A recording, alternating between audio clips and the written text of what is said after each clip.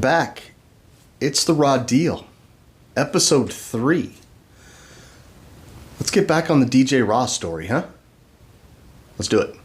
What you gonna do now? Now I'ma break it down just to tell a little story, straight out the box, from the gangster category. Okay, welcome back. I am Josiah, the cynical Italian, once known as DJ Raw. As you saw, if you watched the first episode, you also know that I also went by a name of Jay Stone when I was on the radio in college. But if you watched that first episode, you also know that I got kicked off the radio in college. And so that's kind of where we left off. It was right after I lost my airtime. And so we're just going to get back into it. I lost my airtime. I was living with all the guys. But I was getting in trouble, and we really didn't touch on the fact that, I was getting in trouble. And I was getting in trouble with the law. I was getting in trouble with people. We lived a crazy, crazy life, and it went from like the end of 1991 until about 94, 95. My life was absolute chaos. It was absolute excitement. It was debauchery. It was filled with absolutely crazy guns, drugs, violence, and sex. That is so crazy it almost can't be reality, but it was my reality for about 5 or 6 years. And it is more intense than just about any movie you could ever see.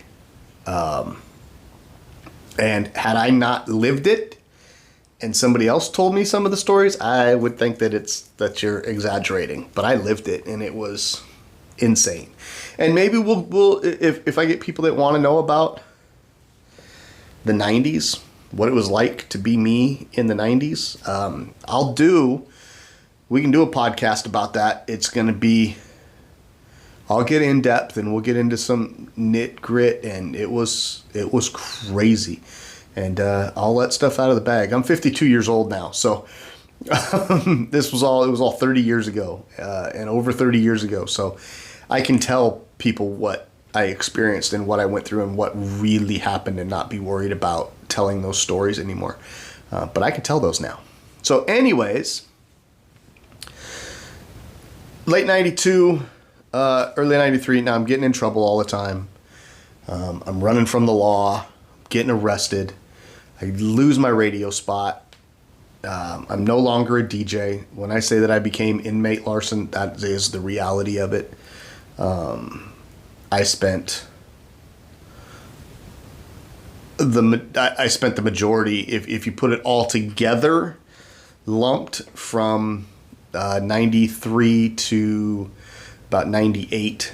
I spent in total almost 2.5 years combined behind bars. I was lucky enough that I never did it all in one chunk. The longest chunk that I did was 9.5 months. It was supposed to be a 1.5 years, and I got it down, and then I got my good time, and so I did 9.5 months behind bars. And then I got out, and I was free, and I was right back to the sex, drugs, and rock and roll, and then back in jail. And I'd be in for 2 weeks, and I'd be out, and I'd be back for a month, and I'd be out, and it was crazy. It was a crazy time in my life. But DJing and music had all but just disappeared. I got caught up in the other game. So in 96, I moved even farther south. I moved down to Longview, Washington, which was now only about an hour north of Portland, Oregon, still on that I-5 corridor that we talked about. And there I got together with a young lady and had a relationship, and we had a kid, and that's a whole nother story. And I think we probably will do an episode on children and being single father and the goods and the bads and the uglies and what kind of crazy stuff can actually happen to you. Because it happened to me. We're not going to get into that now. But we had a daughter. So I kind of calmed down. I got together with her uncle. We put some money together. We bought a couple limousines. We started running a limousine company. I'm trying to straighten my life out. I'm still getting put in jail. And the jail kept happening. And so what happened in the state of Washington is really bad, but they're really good about keeping people that they don't like live in their system. So if you don't get in trouble and you straighten yourself out and you can stay clean and out of jail and stay out of trouble for more than a few years, you drop off the radar. You drop out of the systems. You have become a normal person again. Well, Washington is really big on if they don't like you, they keep tabs on how long you've been being good, and they will arrest you on false accusations, on false things. Because even if all they do is pick you up and take you to the jail and say, yeah, we've got you because of suspicion of such and such, it can be absolutely bullshit. Fake bullshit. They've got you in there, they book you, they hold you overnight, they kick you out the next morning. Oh, we're sorry, we made a mistake. Or you got to come back and see the judge, and then the judge will say, okay, yeah, you're fine, go ahead. All they really did was they played the system to restart you in their computer system. So now you're back at the top of the list again, and then you start falling off. They did that to me. No joke, that is not I stopped committing crimes. I stopped doing dumb shit in like 2007. Or not 2007, sorry. In like 1997, 1998. I had gotten out of the game.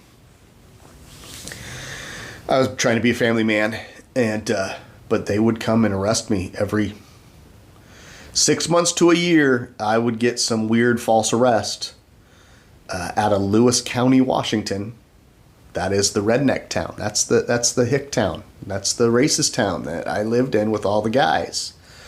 They put a lock on me until 2011. 2011 was the last time that I dealt with the police and the Lewis County jail system. And I hadn't done anything illegal or wrong or bad since 1998. And they messed with me for another 12, 13 years just to keep me fresh in their system. Absolutely ridiculous. But I didn't make it any better because I didn't leave. Like, what I should have done was I should have left, man. I should have left Washington. I should have gone away and just started a life, started new. But no, that's not where this story takes us. So my girlfriend at the time, the baby mama, and I had a falling out. We separated. I went back up to Centralia and kind of crashed at my parents' house and crashed with some friends and did things here and there and started picking up like DJ party gigs just to put some cash in my pocket because I didn't have a job. I was building custom cars and doing stuff like that on the side for money, and so that kind of was my gig, and then doing DJs was kind of a side gig at that time. And so this is now we're in like 99. And then I was doing some small stuff, but I was just still as Josiah and doing some small and very randomly. It wasn't anything that I was putting any time or effort into. And then I left and I went to New York. And I went to New York for 2 weeks just on a getaway. My uncle took me to New York. Kind of to try to reload, refresh. He recognized that I was out of the dirt and that I was going through this hard breakup. And so he took me to New York for 2 weeks, and that really did kind of spark something in me. And so then when I came back, I started going and I started hanging out up in Tacoma, Washington again, which is just south of Seattle. It's the second largest city in the state. And so I started, well, third largest. I think Spokane's the second. But anyways, regardless, I was going up there and I was hanging out with the Hawaiians and the Samoans. I started dating this Hawaiian girl. And she was a dancer. And so then I was picking up DJ gigs at the strip clubs. And so now I got my foot back in the door and I'm having fun with this. Let's do it, right? I'm having a good time and I'm DJing at the strip clubs and just having tons of fun and friends and things are good. And then I decided to go to Vegas. I had a cousin that lived in Vegas that I didn't really know. He was on my stepdad's side, but I hooked it up that I'd have a place to stay if I went down to Vegas. So I went down, I stayed with him, and while I was down there, I went and I ended up getting a job at a car audio shop and kind of doing some DJing on the side. And then I bounced back to Washington. I don't remember what for, but I went back to Washington for like a week and hooked up with the ex. Now I was still dating the Hawaiian dancer from Tacoma. Her and I were still dating, but I ended up hooking up with the ex. Well, I go back to Vegas. The girl that I was dating, the stripper, she came down to Vegas, and we're hanging out. Everything's great. Everything's absolutely amazing. And she's got a job at the strip club. I've started picking up a gig at a nightclub called The Beach. And so I'm starting to kind of be an actual DJ again. The Beach was open like all night long. And so I had like the end the end spots. I didn't have the high impact DJ slot. I had the late night, overnight slot. So the Beach was no windows, no clocks. It opened at like 10 o'clock at night and closed at 8 o'clock in the morning. And so I had that last section. And so I'd be home at 9 a.m. and just dragging and falling asleep. Well, during that, the ex back in Washington calls and lets people know that she's pregnant. It's mine. Well, I confided in my cousin. I had a conversation with him telling, I'm super torn because I like the girl that is here, that came down from Washington to be with me. I really like her. That was a mistake, and now it's a double mistake because now she's pregnant. Well, here's kind of a nod back to the episode 2 that I did about fakes. My cousin was the fakest piece of crap on the planet, and he knows goddamn good and well if I ever see him face to face again, I'm going to beat the shit out, even to this day, just on principle at this point. None of it matters anymore, but how it happened was absolutely diabolical. I was at work at the stereo shop. The next day, I talked to him that night while she was at work. And I told him, I was confiding, I wanted to just have a conversation about what was going on in my head. This is a huge thing. This is messed up. And so I tell him, in confidence, I go to work. Well, she goes to work. She's at the strip club. Now he, absolute piece of shit, treated it like, oh, she's a dancer, so she's got to be a hoe. So if I go and tell her that Josiah is a piece of crap and got his ex pregnant, then maybe I can get her. I can get with her. Bro, this is a Hawaiian, loyal to death type of woman that dances. She is not a hooker. She was not a hoe. She danced because she was beautiful and had a body and knew she could make money. But if you know anything about Hawaiian women, they are the most loyal and they will take a fucking bullet for you in a heartbeat and not think twice. Well, he goes to the strip club and tries to play this whole game to try to steal my girlfriend.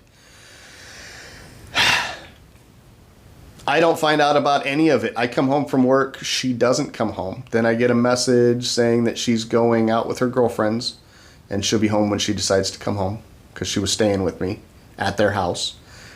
And I'm staying with my cousin and his roommate, and they're just in the back, not like completely. I didn't get along with them from the day I got there. I was like, these are not my type of people. I need to move out. Anyways, she finally shows up at like, I don't know, 5 a.m. She comes in, she lays down, she goes to sleep. A couple hours later, she wakes me up, and she says, we need to have a conversation. You don't work today, we need to talk.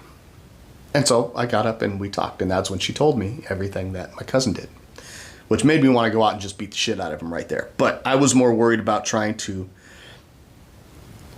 save whatever it was, but I was so lost and confused about all of it. And I think that my brain said there's a child involved, and that's more important than anything, right? Now, my DJ career, I know that the stories are like, what does any of this have to do with DJ Raw? A ton. So I ended up telling her that we needed to end it.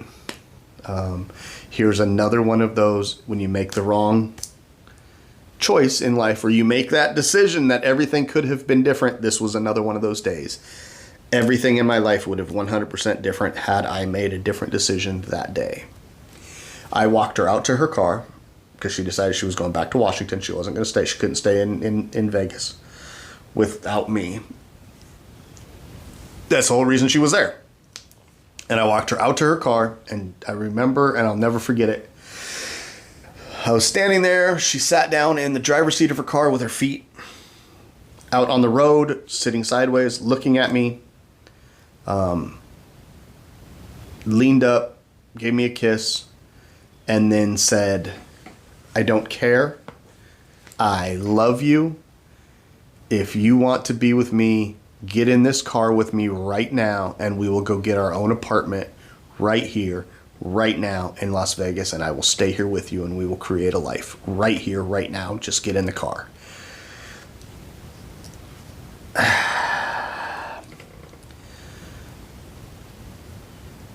I gave her a kiss on the forehead, and I put her feet in the car, and I told her to go home.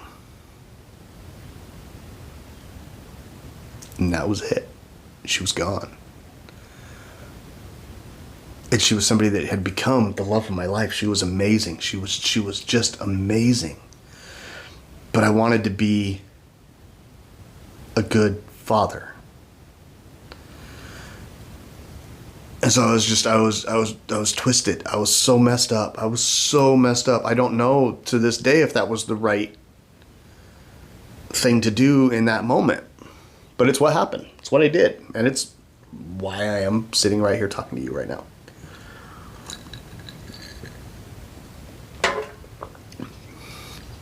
Because again, God only knows where my life would have gone if I would have gotten in the car with her and gone and gotten an apartment. And called the ex back in Washington and told her, send me the bill. So I then I went back to Washington, got back together with the ex, got our daughter that we already had, moved her back to Vegas with me because I was making good money. I made good money, and so I moved them back to Vegas. Well, as time goes on, my DJing is starting to get more and more, starting to get sort of recognized in Vegas. And that was when they said, okay, you need to have a DJ name, because I was just DJ Josiah.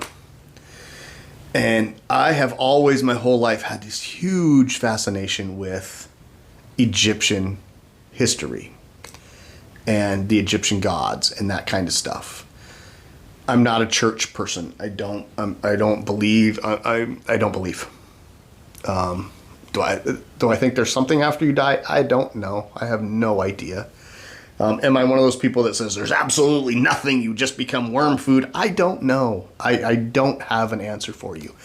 Do I believe in these books and all of these people running around telling you this? I do not believe in that at all.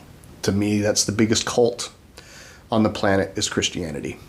It came about at a time when there wasn't very many people here, and the people that were here were dumb as a box of friggin' rocks, and they went for whatever they were being told. And Christianity had a huge movement behind it, but I think it's all bullshit. And that's what I feel. Like it or not, that's how I feel about it. Christianity, everything what you think of as the Bible and all that is the biggest cult on the planet Earth. It's a cult. It's a cult. It's all bullshit. So, anyways.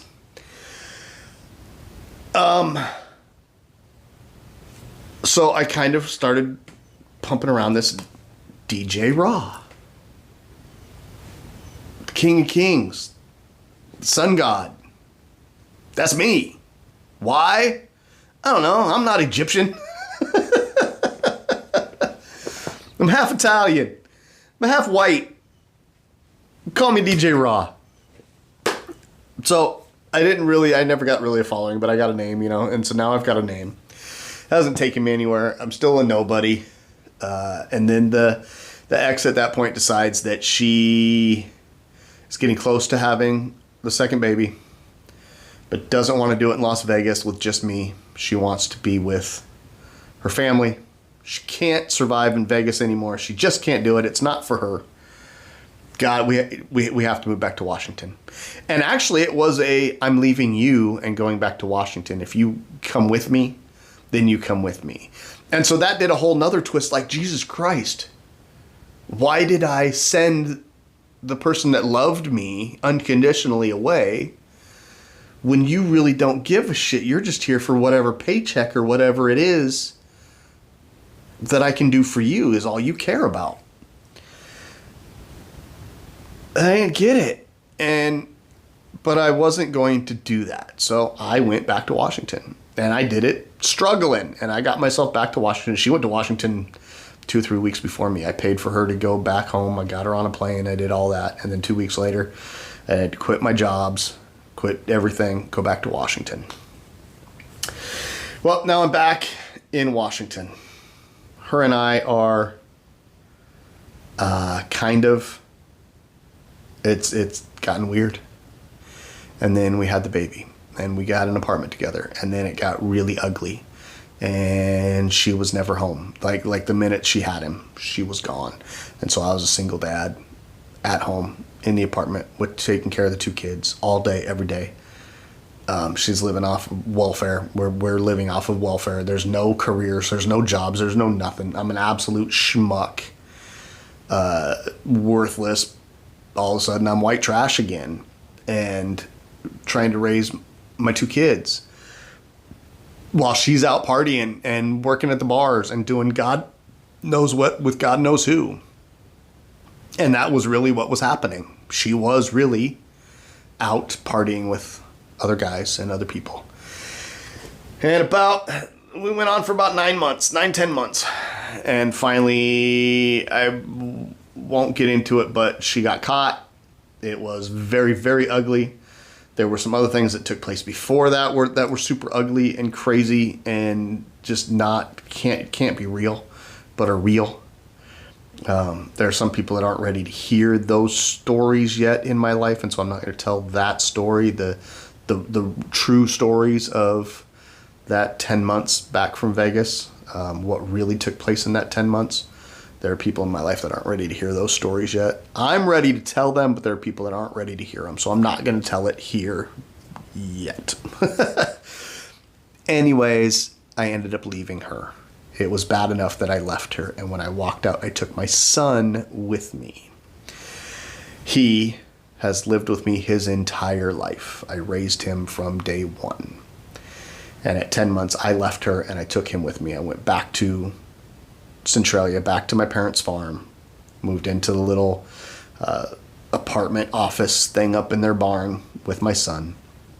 My daughter stayed with mom for about 2 years. But before we get to that, so now it's me and my son, and my parents are good about letting me have time to go. Now I got to heal, right? So my parents are allowing me to go out. They're allowing me to go do stuff. I'm trying to just pull myself together and get myself back.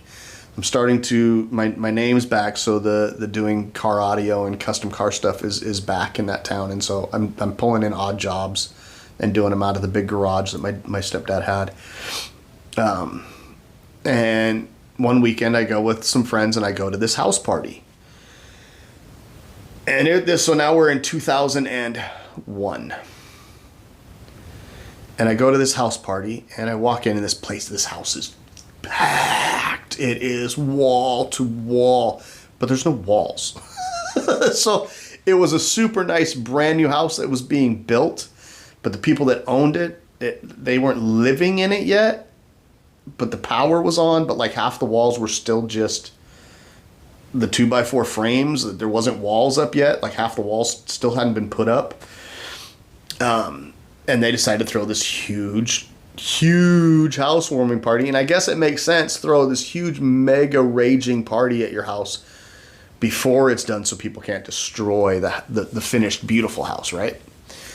I walk in, music blaring. You can't walk through the people. It is literally straight out of a movie scene. It is wall to wall people. The front yard is coated in cars and people. The backyard is all cars, people, massive bonfire. And I'm wandering through the house and I come around a corner and there's this huge crowd and I look and there is the DJ. It's DJ Cuts. If you remember him from episode 1, he was my childhood friend that had moved to the same town as me, and he's DJing this house party. And now he had been going back and forth up to Seattle. I hadn't seen Tori DJ Cuts in 6 or 7 years.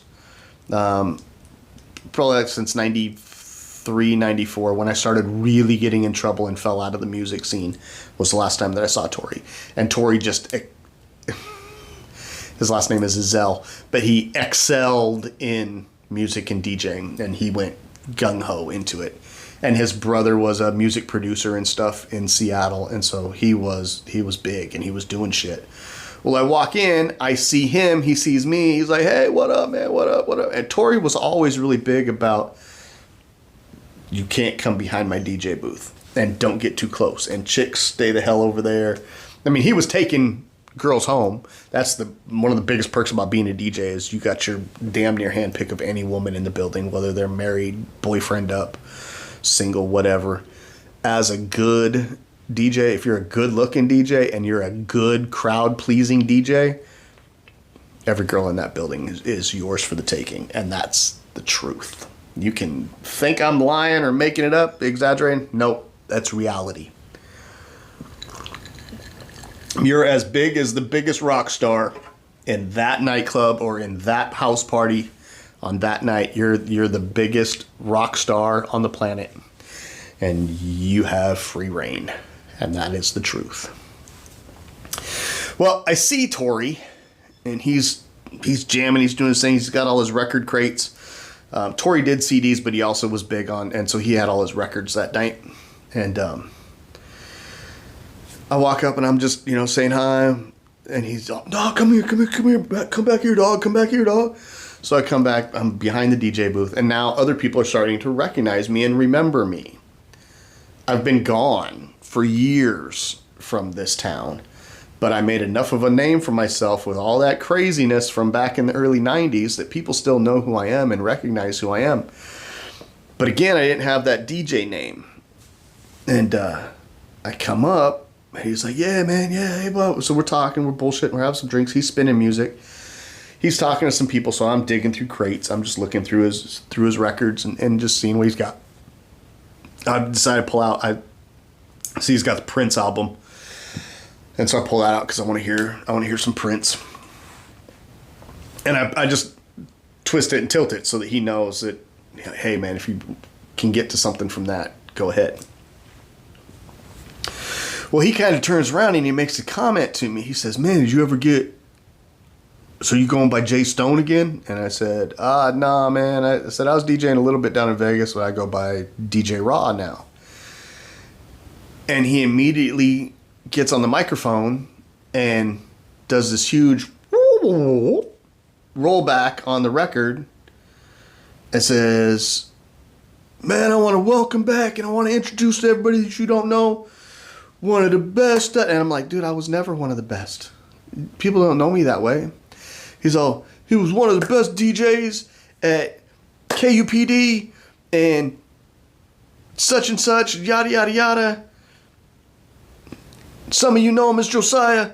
Rest of us know him as DJ Raw, and he's back and he's going to put it down. And I'm like, what the fuck are you talking? Pull what down? I ain't putting my drink down. I'm here to party, motherfucker. What are you talking about, dude?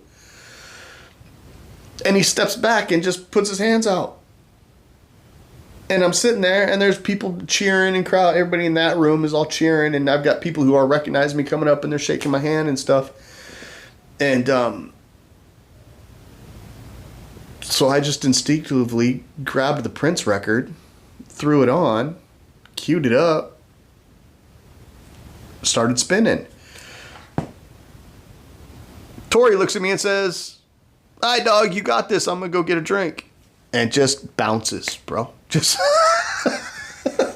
like, I'm not getting paid for this gig. I haven't DJ'd in a few months. It's been quite a few months since I've even been behind a table. And now he's announced me like I've been the top DJ in the area for the last 20 years. I haven't DJ'd in this county in almost 7-8 years. And yeah, he just walks away. So I started DJing. I started spinning. I started putting it down, and I crushed that party. And at one point he came back and he's like, "Do you need a drink, dog?" And I'm like, you coming back? He goes, "Hell no, bro, you got it. This crowd is all yours now, man. They won't want me back. This is all you." And so I rocked this whole party. And then at the end of the night, he came up to me and he handed me $100 bill. And he goes, "Man, it's good to have you back. Your skills are crazy now." And I'm like, "Well, sweet. Thank you, man." And then he says, "Hey, so there's this nightclub just up the way, about 15 minutes, called The Royal. I'm the head DJ there on Thursdays, Fridays, and Saturdays. That's my gig. Because you want to come in and spin with me on Saturday nights." I'm like, "All right, bet. I can do that." So I start going. I didn't have a car, and so he's like, no problem, man. I'll come pick you up." And so he started come and pick me up. My parents would babysit for me. And so now Saturday nights I'm going to the Royal, and I'm spending half the night with him. Well, the Royal is the hopping place, and it's going fast. It's going fast. This is the end of 2001, 2002, and I am making a name for myself, and I'm making it quick. And so then Friday nights I start taking time, and I'm going up to Olympia, to the bigger clubs. I'm going up to Seattle and checking out some clubs and doing some stuff. I'm not spinning at any of those clubs yet, but I'm just kind of going around, right? And then come to find out, he's not doing. He owns the rights to Thursday, Friday, and Saturday night at the Royal as the head DJ, but he's got this other DJ So Smooth, is doing the Thursday nights by himself. Well, then he says to me, "Hey, man, why don't you split with me? I'll hook you up, man. You do my Friday nights. You become the Friday night DJ here. Then come in and we'll do a 3-way mix on Saturday nights, me, you, and So. And that way I can go do gigs up in Olympia on Fridays." And I'm like, "Okay, but what's the split? Because you're never going to be here. You're going to DJ a third of one night of the 3 nights that you're locked in. So and I better be getting some good money." Well, he hit us with some numbers, and I guess that So and I thought that was good. That's because we never talked to the owners. We were kept away from that, so we never really knew what that was, right? We're killing it. We are the only spot for 3 counties. You went to the Royal. And we packed that place out every night, every week, and we killed it. And even on Friday and Saturday nights, it became more the Raw and So Smooth show. And Cuts was just in the building, and that was the night that Cuts would get paid. And so he'd spend half the night in the back with the owners, and then would come out and kick us down. What we ended up finding out at the end was dick compared to what he was getting paid. But I was making a huge name for myself. DJ Rob was starting to become somebody and something. So then we started a crew. And it was myself, Cuts, So Smooth. And it was just the three of us in the beginning, and we started working on a remix album. We're going to make this. We're going to make a crew. We're going to make an album. And so we start working on it. Well, then he brings in these two other guys that came in hating me. Didn't really know me, but they hated me. And I want to say that it was pure jealousy because I was better than they were. And I knew everybody, and they didn't. And they were trying to put their foot in the door. And I think that they thought that the white boy was going to be the easy one to step on. And not so much. So we're all going, and I finally, it got ugly. The crew part got ugly. Now, they didn't have anything to do with our money and our becoming big at the clubs, but they were part of this crew, and so being at the house and being in the studio and doing all that got destroyed. And I walked away, and I said, you know what? Screw all you. I didn't have a problem with So Smooth. So Smooth didn't have a problem with me. But DJ Travesty is an absolute piece of shit, and you heard me. DJ Travesty from Centralia, Chehalis, Washington. You're a piece of shit. Right along with your little buddy, Just In Case. Also a piece of shit. You guys are absolute trash. Garbage. You can't spin a record to save your life, and you lie to people and you lie to companies to steal money from them to put on garbage shows, and you're trash and you've been trash. And that's from me, Josiah Larson. You guys are garbage.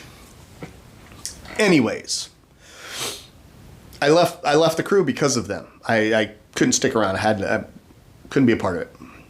So it means I left the Royal too. Well, now I'm in my apartment with my son, and now my daughter is living at the farm too. And so I'm a single dad taking care of my two kids, and I decide that my get back is going to be, I'm going to start making my own remix album. I'm going to make my own album, and I'm going to put my own CD out, and we'll see whose CD gets more hype. I'm not working in any of the clubs anymore. Those guys are all working the club now. Now, Mr. DJ Travesty takes my slot at the Royal, and they're still making this album with tracks that I helped produce and create. But I go in and start making my first album, which is right up there, King of the Gods. Raw, King of the Gods, album number 1. So I actually produced a total of 5 remix CDs. What were they called? So I had King of the Gods. I'm looking, they're right above you up on the wall. King of the Gods, Release the Beast, Mobsters Ball, and then it was a best of. CD number 4 was a best of the first 3, and then album 5 was just called 5. And then I started, I believe on my computer, there is a 6th album that never got a name, and I produced maybe 3 or 4 tracks before I stopped. Now those were all done over the span of the next 8 years. But now again, it's 2003. And so I'm sitting in my office apartment thing, making music on my own. And everybody knows who I am. I killed it when I was at the Royal, but now I'm out. I've been out of the scene. I've been out of the weekly scene for almost a year. But I'm customizing a lot of cars. I'm making good money. And I had these 2 girls that were friends of mine that would come over and hang out every day. They were looking for jobs. Well, right at the bottom of the hill, down in town, there was a club that was about to open. There was some rich guys from Seattle had come down and bought this old restaurant, and we're going to turn it into a nightclub and call it the Oasis. And they put a big thing out. They were looking for all staff. They needed everybody from everywhere. And I had sent the girls down to go check it out. Go down and get your guys, go get some waitressing jobs. Well, they go down there and they go through all of it. They meet everybody. They're gone for 2 or 3 hours, and I'm working on music. I'm just playing with music. And they come back maybe 2 hours later, and they walk in and they're like, "Hey, the owners want to talk to you. One's name is John, and the other one's name is Chris. And they're down there, and they want to talk to you right now. They would like you to come down." And I'm like, "What do they want to talk to me for? What the hell are you even talking about?" Well, we did our interview, and at one point there was somebody else walked up and was talking to them about DJs and music. And then they turned to us and said, "Hey, do you know anybody local that's DJ?" And we said your name. And they immediately said, "Are you serious? You know who this DJ Raw is?" And they're like, "Yeah, we were just at his house." And they said, "Can you go tell him to come here?" Now, this is really, cell phones weren't, I mean, we had, not really, we really still didn't even have cell phones in 2000, in the early 2000s. So they come, I get in my van, and I reluctantly go down there. And I walk in, and I meet these two guys. And, I said Ron, his name was Ryan. It was Ryan and Chris. And Jen was Ryan's wife. And they had come down from Bellevue, Washington. They were rich punks from the city that dumped all their money into this and were going to open a nightclub with a restaurant and a bar and a nightclub. And so I'm like, "Yeah, what can I do for you guys?" Well, they said, sit down. So they started introducing themselves. Ryan's a nobody. Ryan's a rich kid. His wife, rich kid. Chris, kind of a rich kid, but he was a Seattle DJ that went by the name DJ Playboy. And they said, "So you're DJ Raw?" And I said, "Yeah." And they're like, "Are you DJing anywhere right now?" I said, "No, I kind of stepped away from it. I'm producing and making some music, but I'm not DJing in any spots right now." Now, I had been doing weddings here and there and doing some private parties, just keeping myself in the loop, but not. And they're like, "Well, we want you to." They didn't say. They said, "We want to talk to you about something." And I'm like, "What's up?" "Well, we're gonna need a DJ.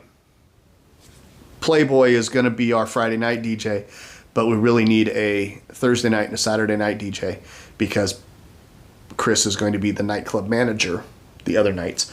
Ryan and his wife are going to manage the restaurant and the bar during the week, but the restaurant is what they're putting their focus on, and they're letting Chris handle the nightclub bar portion of the building."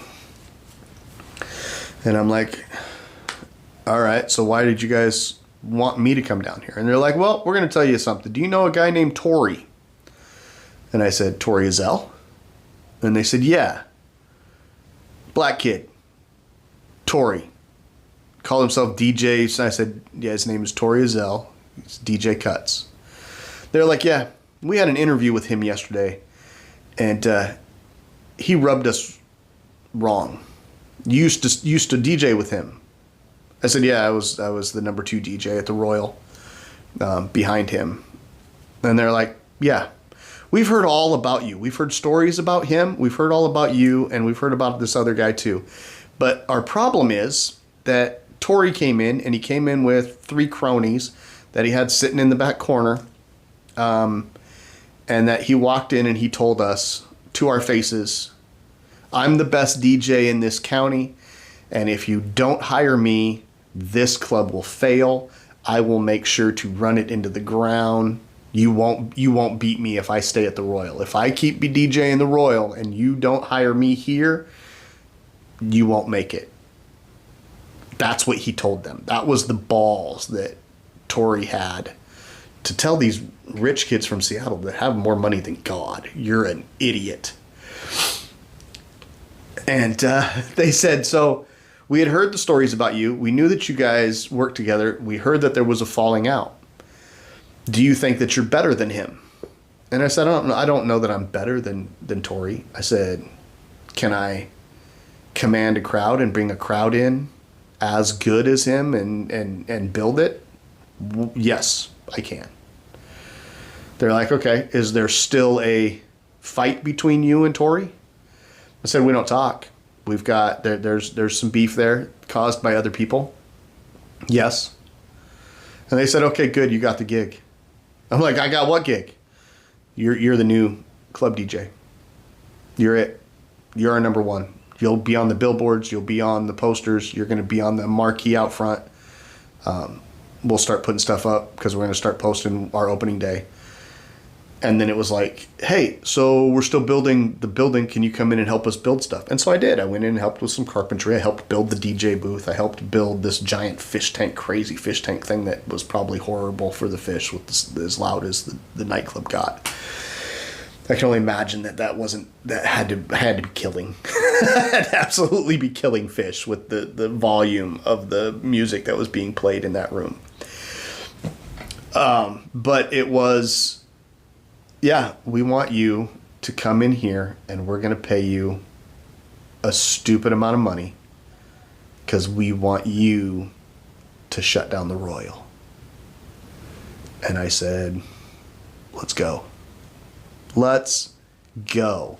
I was trying to make King of the Gods, the album, to try to take them down that way. But now I got somebody that's going to stand behind me with money and with an attitude that they're better than anybody and let me and help me become the best. Let's do it. Let's go. And so we went. And we went like gangbusters. The Oasis was packed from day one, and I absolutely crushed it, and life just absolutely exploded. And this is 2004. Your average club DJ at a decent club in Washington State was making $250 a night if he was good. If he was really, really, really, really good in a really big club making a lot of money, $200 to $250 a night was huge money back then. I was making twice a week. I made $600 a week to come in and crush stuff in 2004. And you might not even mean it's 2026 now. $600 a week ain't shit. It was $600 a week untaxed in 2004. It was a lot of money. And it would be like making $1,000 or $1,400 a week now. And after about a month and a half, DJ Playboy decided that he wanted to. I guess he'd gotten a girlfriend back up in Seattle. He was going back to Seattle all the time. And so he was kind of like slipping. And so then all of a sudden it was, okay, hey, Josiah, we need you to come in tomorrow and have a meeting. So I come in during the day, and Ryan takes me for a walk and says, so how does $900 a week every Monday, you DJ Thursdays and Saturdays, and you are the bar manager Wednesday, Friday, and Sunday? Oh, okay. So what's, you do that? Okay. So Playboy's still going to come down, and he'll manage the bar on Thursday nights. He's going to DJ on Friday nights. He's going to manage Mondays and Tuesdays, but then he's going back up and back and forth back to Seattle. And my wife is going to come manage on Saturday nights. Okay. So we did. Now I'm rolling in the money. I don't have any bills. I'm a single dad. I've got women all over the place. My kids are getting every toy, every trip, everything they ever want, because I've just got money falling out of my pockets at this point. I'm making almost $4,000 a month in 2004 with no bills. So it's literally it's free $4,000 that is just being handed to me saying, hey, when you're not in the club or you're not sleeping, here's money to go play with. And so that's what I was doing. And I was giving my kids the best lives they could ever have. And I was still building my name, and I was working on albums, and I'm working on mixes, and I'm working on all this stuff. And the Oasis is absolutely amazing.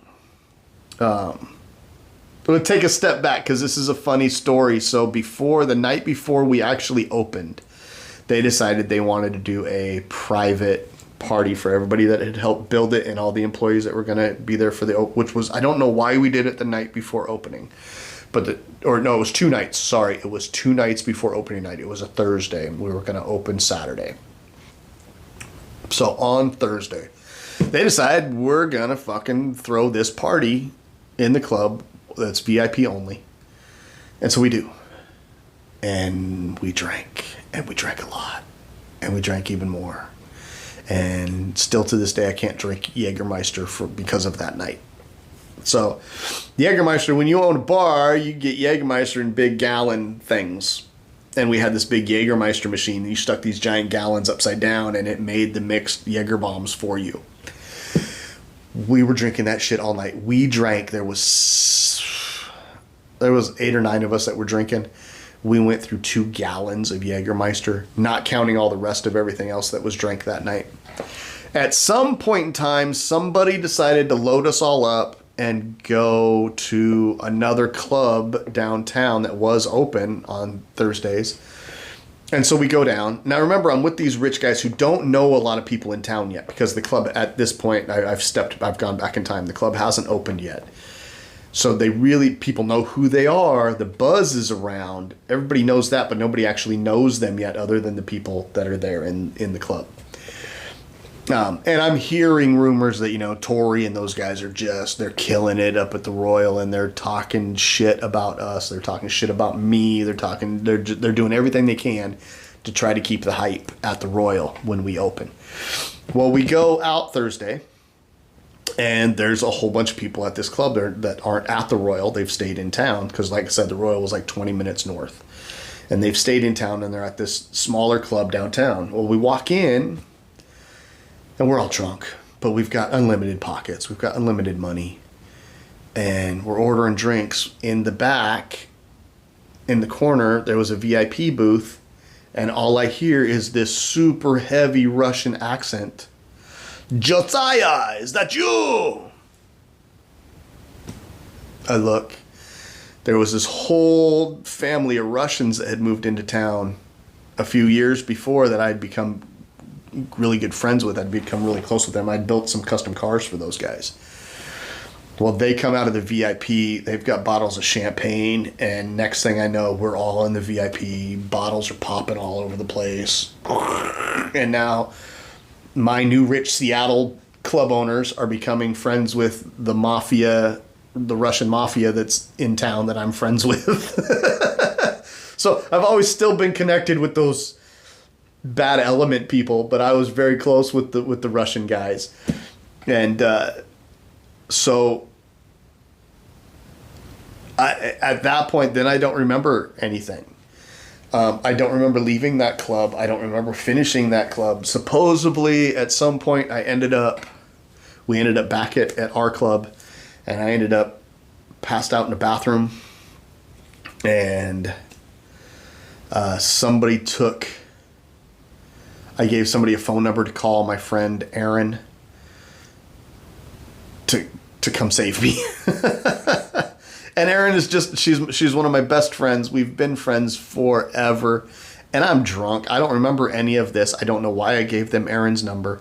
It was probably 2 o'clock in the morning, 3 o'clock in the morning. I guess that then I was passed out on the sidewalk, and that's where Erin, she came and picked me up and took me back to her apartment. I don't remember any of that. I don't know how she got me into her apartment upstairs onto the second floor, how she got me into any of that. I don't remember any of that. I passed out on her bathroom floor. All I do remember in the morning her waking me up, telling me to move to the bed because she needed to get ready for work. And so I vaguely remember getting up and oozing onto the bed. And then I don't remember anything again until the phone ringing.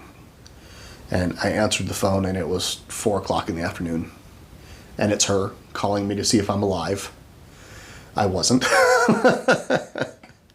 And telling me that she was off in like an hour, yada, yada, yada. And so I'm trying to pull myself together. I'm still passing out, and I'm still puking. And she comes and gets me, and somehow, I was still drunk. I was still illegally drunk.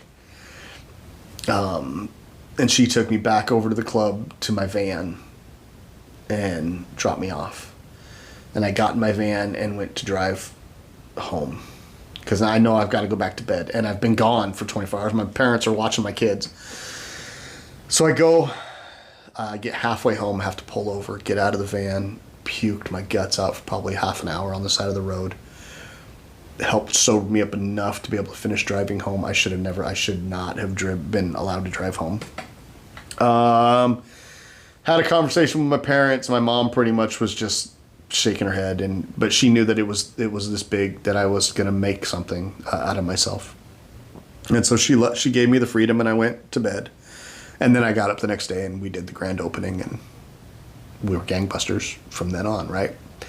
And then life got better and better and better and better and better. And that went for what felt like years, was really only about 8 months.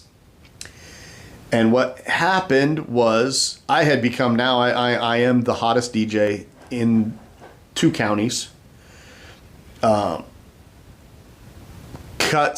Cuts is gone. He's not DJing down there anymore. The Royal has closed. I don't know anything. I don't know what happened to DJ So Smooth. I don't know what happened to Travesty and his flunkies. And I know that Tori's gone back to Seattle. And I now run the area. The center of Western Washington was mine. And I was becoming a big name. The problem was Chris, DJ Playboy, was now DJing all the time in Seattle and staying back home in Seattle. Didn't want to be in this little town. Wasn't really helping with the bar anymore. They brought in this other guy named Simon from Seattle. They brought him down. Simon was the downfall. Simon was a meth addict. And Simon introduced the owners to drugs. He introduced some of the workers to drugs. And that club started falling apart fast. Like it was like a tornado came through and when I knew that it was over was Christmas. So I have always worked Christmases. Holidays, I work the clubs, man, because people only can do family for so long, then they want to go out, they want to go party. So if you own a club or you work at a club, have your ass open on every holiday because people are going to come out. They're going to come out. You are going to make money on holidays. I took Christmas off so that I could just give my kids the biggest Christmas they've ever had in their life. So I take Christmas off. I worked the night before, but I take Christmas off. I come back 2 days later and I walk in and they were open Christmas and then they were closed the next day. And then the day after that, I came back in and I walked in the morning to get my check and just to get a rundown of how things went, yada, yada. Cause I shut myself off. So for Christmas, I didn't talk to anybody. I didn't hear any news. I didn't hear nothing. I walk in and there's half of a wall is knocked over. There's tables and chairs that are all broken. There's glass all over everything. I'm like, what happened here? That's when they sit me down. Now, the drugs have already taken over, so there's a massive decline in ownership and stuff already. And it hasn't affected our crowd yet, the size of the amount of people that are coming in yet, but it definitely was affecting behind the scenes very badly. I have always, I don't have an addictive personality, so I was never a drug addict. I've never been a huge alcoholic. I was a partier, and I would get drunk and do all of those things, but I don't get addicted.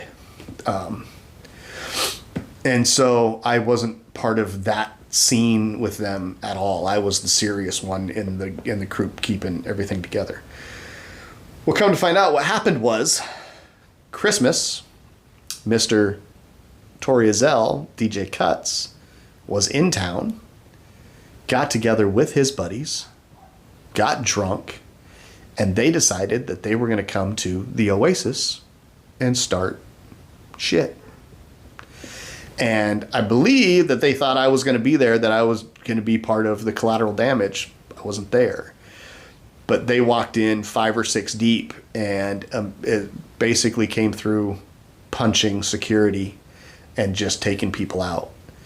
And it was almost like this weird gang war thing that took place. I guess there was half the cops were there, and they're arresting everybody, and everybody. It was a horrible nightmare. And then like 3 weeks later, I quit.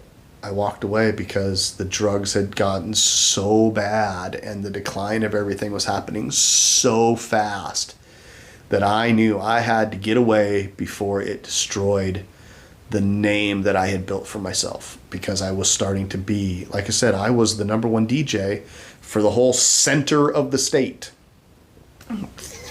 4 counties, I was the top dog.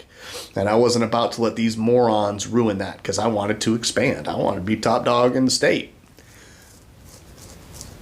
And so I walked away from that, and I kind of went and hid a little bit and kept my name out of the limelight and let them collapse. And it took 2 months. They were gone. 2 months. And they put millions into building this club, and they destroyed it in a matter of like 3 months. Absolutely destroyed, because of drugs, because they let who they thought was a friend come in, and he got them hooked on drugs. And their marriage was destroyed. Ryan and Jen, they got divorced. They lost their house. They owned this mega house in town. They lost the bar. They lost everything. They lost everything. And what I got was I started dating one of the waitresses. Right before Christmas, I started dating one of the young waitress girls. And so I got myself a hot girlfriend. And I'm still, living on my own, raising my kids. And I got this hot young girl. And I'm stepping away from it. Well, my hot young girlfriend, when I say young, she was young. I was robbing a cradle. She was 19. I was in my 30s. And her dad owned the amphitheater, the concert venue in town. He owned it. He ran all the concerts, all the major concerts that came through town, big name concerts. He ran them all. He said, Josiah, I want you to come work for me at the amphitheater. Come manage some bands. Come manage the amphitheater. Help me run these concerts. Come and rub elbows with all these famous people and help me out and make a ton of money. Okay. So I'm not sure how long I've been rambling on this one. We're going to stop right there. So the biggest club in the county I helped create with a couple of rich people from Seattle, but my DJing and becoming DJ Raw created a new scene of nightlife in Lewis County that Lewis County had never seen before. Before that, everybody went partying out in the woods, or they went out of town to Olympia to the big clubs, or then the Royal came in, which was up towards Olympia. I was the catalyst to what became one of the craziest nightlife scenes in Western Washington for the next 10 years. And I created that. and it was amazing. But that's where we're going to stop this episode. Was I left the Oasis because they all got hooked on drugs and they destroyed it. They destroyed what would have been the biggest club in the state, and they destroyed it. And I got out, but I was being led down another road and another path for DJ Raw. So we'll get into that in the next episode. Thank you if you've sat through all of this story stuff and you're enjoying it. This is all true stuff. And we'll get into some nitty gritty. And there's a whole lot more to go, trust me. Because right now we're only at 2004. And I hadn't even become super famous until 2006. So we got a long ways to go. And it went until 2012. So that's where we're going to stop. My name's Josiah, the Cynical Italian, formerly DJ Raw. You've been watching The Raw Deal, episode 3. We'll be back in a week or two. All right? Thanks for tuning in. Thanks for being a subscriber. Thanks for all this. I love y'all. Have a good day. Later.